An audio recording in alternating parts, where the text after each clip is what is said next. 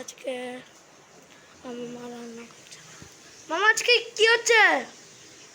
আজকে হচ্ছে করলা মশলা, পটল একটা মশলা তো মাখা মাখা করছি। গরমে তো কিছু খেতে ইচ্ছে করে না, কিন্তু বলছি রান্না না করলেও হবে না। কেন? করি।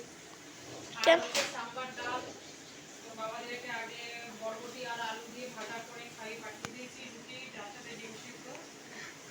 আর আমার তোর কারেন্টের সাথে পুলকাটা হলো না মামা।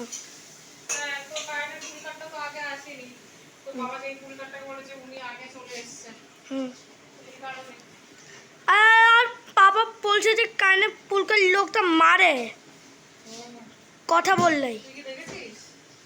আমি দেখি তো যে কারেন্ট নয় টুইন্স থেকে এরকম এরকম বলে পাস পাস চিল্লিয়ে বলে। আমি দেখেছি। এইগুলো কি হচ্ছে মামা? এগুলো রান্না হচ্ছে করলা মশলা, তো ঠাকুমা অনেকদিন ধরে। কেউ কি খাবে? হ্যাঁ, তো ঠাকুমা খেতে ভালোবাসে। আর আজকে কি খাবো হবে মামা?